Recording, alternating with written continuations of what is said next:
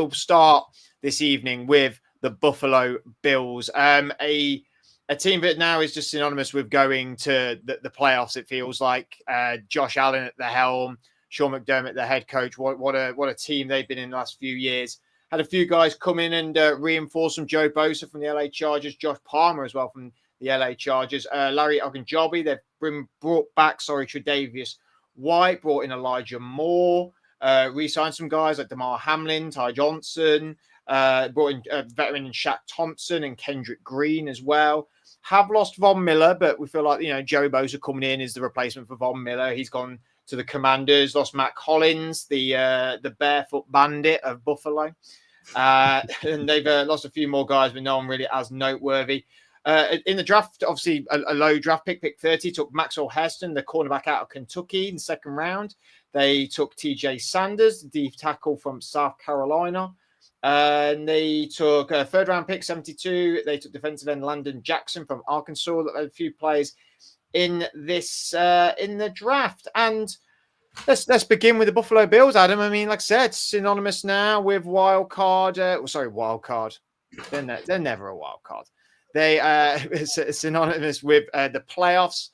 A team that is pushing every year for the Super Bowl. A team that every year everyone goes, the Super Bowl window's closing. Oh my God, what's going to happen? They're here to stay now, aren't they? Come on. We're over this, right? Yeah, it does feel very much like that, doesn't it? It's I think it's going to be one of them things, and it's something that I think everyone kind of, I don't know why they haven't come to terms with it for the Bills, but they seem to have come to terms with it with the Ravens, where the Ravens, anyone just comes out and goes, well, Lamar Jackson's there, so they've got a chance. And it feels very much the same with Josh Allen, and that's probably how it's going to be. So all the time he's there and he's fit and he's playing in the way that he is playing at the moment, then yeah, they've always got a chance of getting there. I think we saw last year with the way they played, it became very much a run first offense, and that seemed to suit the way that they played with James Cook and Josh Allen as well. I think that works for them. Ray Davis as well helped out with that last year, and I think he'll improve for this year. And they've got some guys on the offense who are all right. Khalil Shakir is very reliable. Keon Coleman, a lot of people will hope that he'll make a jump this year. So for the second year, and the defense has been pretty good for many years, and it's probably going to continue to be. They've invested heavily through the draft on the defense. I think you're going to see these guys, like you said, Maxwell Hairston, TJ Sanders, Landon Jackson, Deion Walker. They were the first 4 picks. They're all defense, and to be honest, they're all pretty decent picks. And there's a lot of expectation on these guys to be able to do something and be pretty good. So yeah, I think we've got a team here who is just always going to be in the mix all the time that Josh Allen is there, and they've kind of got everything going for them. So I would be pretty surprised if they didn't come out and win this division again. I'm going to give you the theme tune to all of Sky's nightmares he's ever had, and it's hey, hey, let's go Buffalo, let's go Buffalo. I want to shout now, hey, hey. I actually like that one though, as opposed to Miami Dolphins. No, we don't like that. The Buffalo one's at least catchy. Jets. That one, I'm in the middle one. But, Americans have to spell their team's name out to remember it. Well, there's a few teams that do that. You going to beat them this year, or?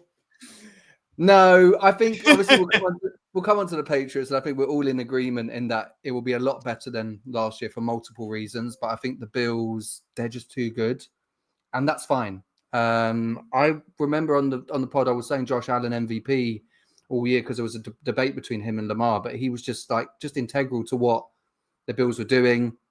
As you mentioned, Fred, when you were doing the overview, the significant, obviously, investment has been getting Joey Bosa. For me, that is clearly just a thing of, we know we're going to be in the playoffs, and we know we're probably going to play the Chiefs again. And if we do, we need someone to get to Patrick Mahomes. Bringing White back's obviously good for the secondary. And Adam's best mate, Ray Davis, right? Now, obviously, for anyone who doesn't know, James Cook is being a bit of a pain at the moment. He wants paying. He wants money. But Ray Davis has the 5th highest elusive rate amongst NFL running backs last season. You And find for them, me, don't you? You I do do find find these them. stats. Hey, I was going to say Sky's arse must be pretty deep because that's where he pulls out all these stats. Jeez. Barkley, Bucky Irving, Jahmyr Gibbs, B. John Robinson, then Ray Davis. And only 0.5% separates those top 5. So what I'm getting at is I don't think people respect the Bills' depth. And I think there's a lot of weapons there.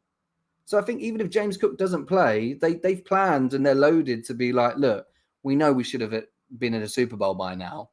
And, they've won the division, I think, 5 years in a row, and they won it by 5 games last year. So, yeah, they're a powerhouse is what I'm basically trying to say in a nutshell. Am I weird that every time I hear Ray Davis' name, all I can think of is Ray Davis? Like it's the only thing I can ever hear. And I really like him as well as a running Do you think back. Ray Davis has got a fake bird, like Bo Selector? Yeah, it's called James Cook. Yeah, he's been a bit of a pain in the arse at the minute. Old Cookie, he's not he's been a bit miserable. He wants to get paid, he wants to get them big bucks, which you can't blame him because I still think he sits in the underrated category a little bit. I still think he's not quite given the. He's not thought of, is he, as the sort of elite of the elite, despite the amount of touchdowns. I don't think his brother was either with Dow. It felt like Dalvin would have good seasons, and you go, yeah, he's good, but needs to see a bit more. And I feel like it's the same with James. You get sort of he's sort of forgotten about in a way, but because he's not the star of the show, I suppose.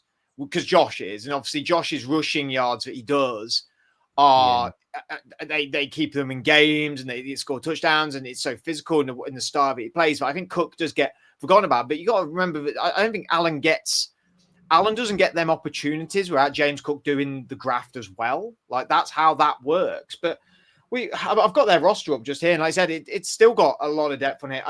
I think people are still a bit head scratchy about their receiving unit. I think Khalil Shakir, I think is seen as a good receiver, but is seen as a utility guy, a little bit of a Cooper Kupp light, or a Puka Nacua light, I suppose. Doesn't do maybe as much as them guys. And then when you look at Keon Coleman, everyone wants him to kick on.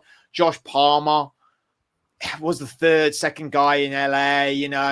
It's not exactly screaming depth there. And then on the tight ends, obviously they've got Dawson Knox, Dalton Kincaid. I was about to call him Colton Dindade then, which is a good duo to have. They have weapons everywhere, and obviously the one of the biggest weapons is the quarterback, who's obviously had a very active summer. He got married, didn't he? Got married to Haley Steinfeld this summer, wasn't it? Lucky man.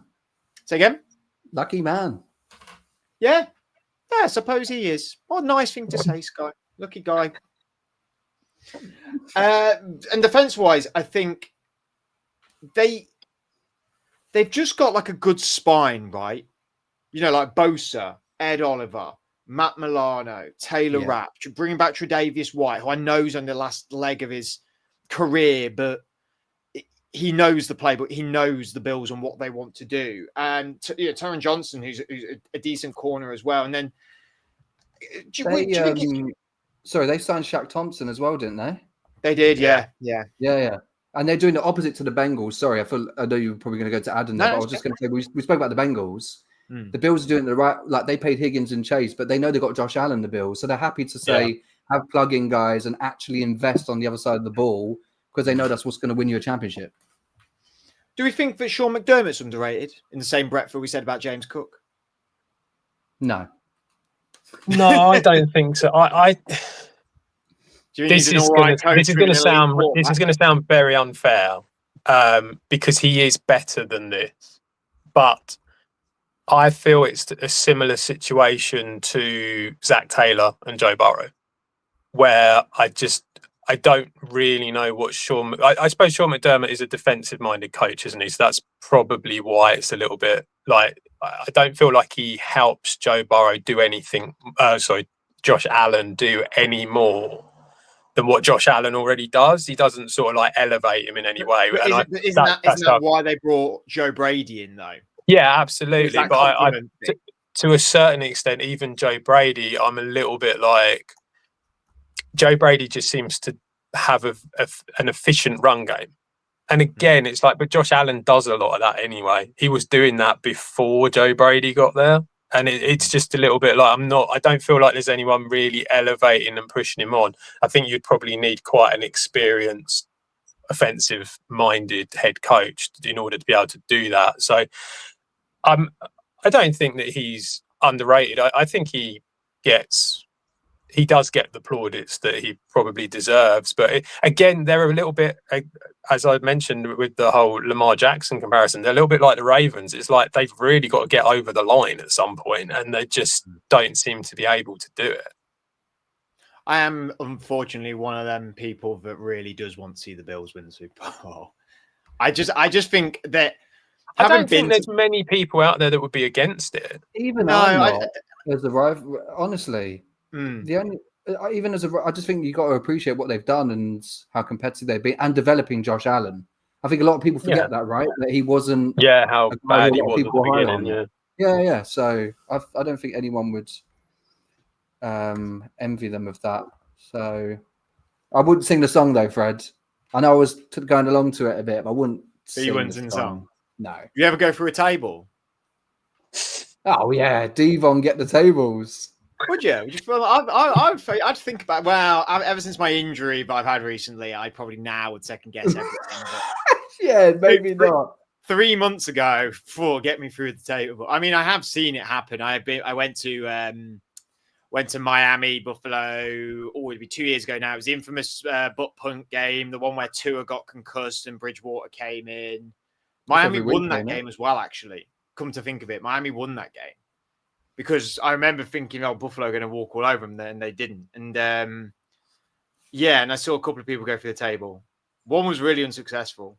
In fact, I started holding my wrist then when you said it. It was like the panic of like where I broke it as a teenager. I was like, yeah, would I actually want to go through the table? Probably not. I actually might have to find that out and put it on our socials actually, because it was a while ago and it was quite a hilarious video. I can imagine Adam doing a swanton bomb, giving it the old Hardys. Yeah, Jeff Hardy. I literally have no idea what you're talking about. So